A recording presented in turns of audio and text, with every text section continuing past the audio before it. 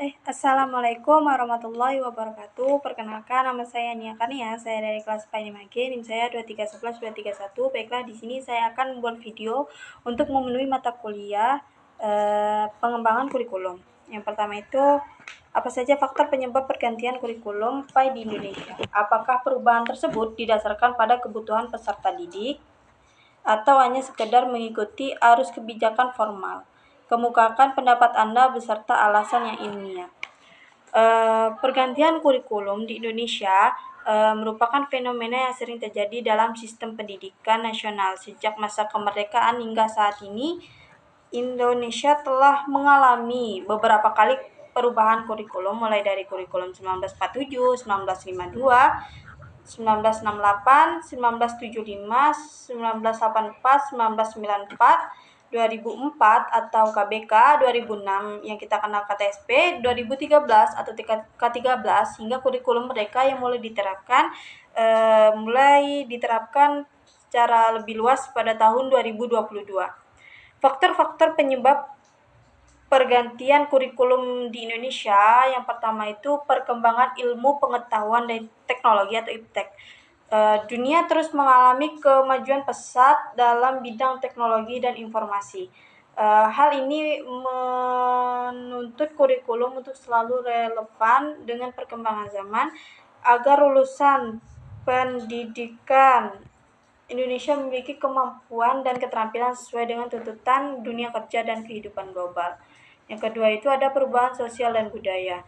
Dinamika masyarakat yang terus berubah seperti gaya hidup, nilai-nilai sosial, serta tantangan kehidupan seperti globalisasi dan digitalisasi mendorong sistem pendidikan untuk menyesuaikan kurikulumnya agar mampu membentuk karakter siswa sesuai dengan IPTEK tadi. Terus yang ketiga, hasil evaluasi kurikulum sebelumnya.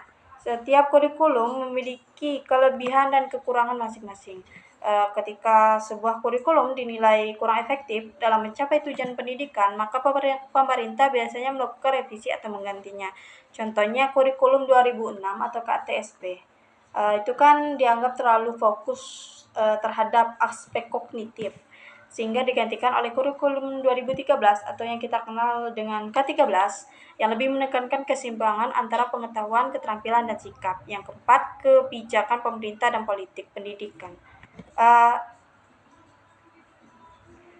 Seringkali pergantian kurikulum juga dipengaruhi oleh pergantian pemimpin nasional atau pejabat di Kementerian Pendidikan. Setiap Menteri Pendidikan biasanya membawa visi dan pendekatannya sendiri terhadap pendidikan, kemudian diwujudkan dalam kurikulum yang baru. Secara ideal, perubahan kurikulum memang seharusnya didasarkan pada kebutuhan peserta didik dan tuntutan zaman. Namun praktiknya terhadap campuran antara faktor ideal dan faktor politis atau kebijakan formal. Sisi kebutuhan peserta didik di kurikulum seperti kurikulum Merdeka dirancang dengan pendekatan yang lebih fleksibel, yaitu berpusat pada siswa. Kurikulum ini memberi ruang bagi siswa untuk memilih antara minat dan bakat mereka. Namun di sisi yang lain, kita juga melihat bahwa beberapa perubahan kurikulum terjadi mungkin terlalu cepat dan belum diiringi dengan persiapan yang matang, seperti adanya pelatihan guru, kesiapan infrastruktur, atau sosialisasi yang belum merata. Hal ini menunjukkan adanya kesan bahwa perubahan kurikulum kadang lebih dipengaruhi oleh agenda formal atau politis, tapi bukan murni kebutuhan peserta didik. Sehingga saya berpendapat, dan alasan ilmiah, yang pertama itu saya berpendapat bahwa perubahan kurikulum di Indonesia merupakan hal yang penting dan itu wajar, mengingat dunia terus berubah dan pendidikan harus mampu beradaptasi. Namun perubahan tersebut harus dilakukan secara terencana, berbasis data, dan benar-benar memperhatikan kondisi di lapangan, terutama kesiapan guru dan sekolah beserta siswanya.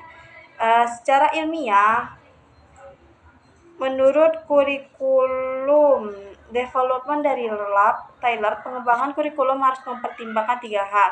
Yang pertama itu tujuan pendidikan atau objektif. Yang kedua, pengalaman belajar yang sesuai atau learning experience. Dan ketiga, evaluasi terhadap hasil pembelajaran atau evaluasi.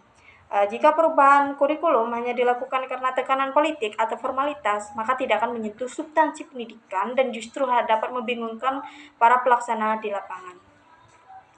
Yang keduanya itu, bagaimana Anda melihat pergeseran kurikulum PAI dari yang berorientasi pada hafalan bergerak ke orientasi kompetensi?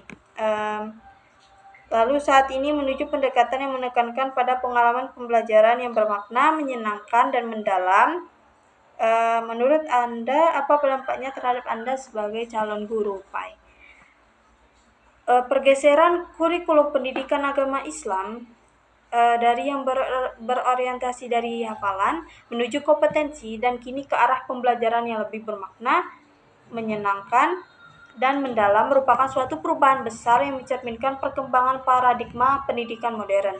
Perubahan ini bukan hanya menyangkut isi materi saja, tetapi juga menyangkut cara pandang terhadap peserta didik dan proses belajar itu sendiri.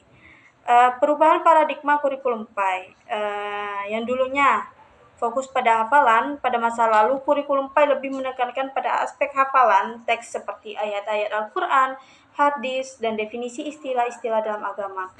Siswa seringkali dinilai dari seberapa banyak mereka mampu menghafal, bukan hanya dari seberapa dalam mereka memahami dan mengamalkan nilai-nilai Islam. Yang kedua, berorientasi kompetensi. Dalam kurikulum berikutnya seperti KTSP dan kurikulum ke-2013, fokus mulai bergeser di penguasaan kompetensi seperti kemampuan memahami ajaran agama, menalar secara logis, serta menerapkannya dalam kehidupan. Penilaian ini pun mulai melibatkan aspek pengetahuan, sikap, dan keterampilan. Dan yang sekarang, pengalaman belajar yang bermakna dan menyenangkan. Dalam kurikulum Merdeka, pendekatan yang digunakan lebih menekankan pada pengalaman belajar yang bermakna, menyenangkan, mendalam, dan kontekstual.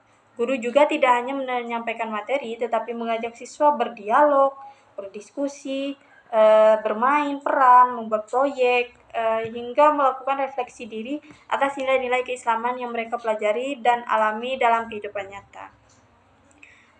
Pandangan saya sebagai calon guru PAI, saya memandang perubahan ini sebagai sebuah langkah yang maju dan sangat penting serta relevan.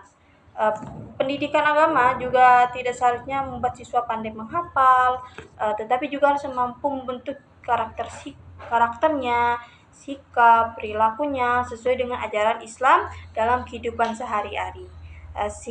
Sehingga nanti saya sebagai calon guru, saya menyadari bahwa tugas saya ke depan tidak akan semudah hanya menyampaikan materi, justru saya akan dituntut untuk menjadi fasilitator pembelajaran, yang dimana saya harus mampu menciptakan lingkungan belajar yang menyenangkan, aman, dan terbuka bagi siswa.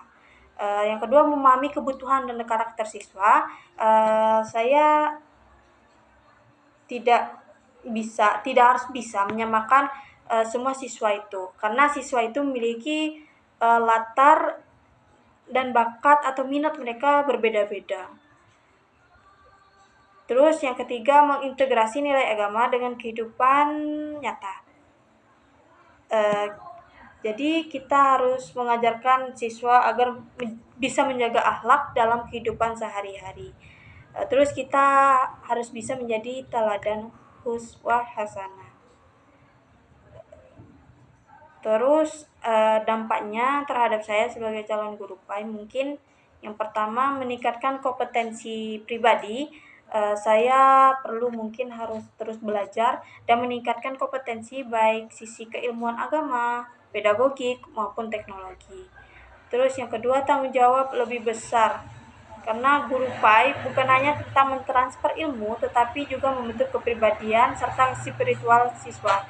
Yang ketiga, peluang untuk memberikan dampak positif dengan pendekatan yang baru dan lebih menyenangkan serta menanamkan nilai-nilai Islam yang lebih mendalam dan berkelanjutan. Mungkin hanya itu. Terima kasih.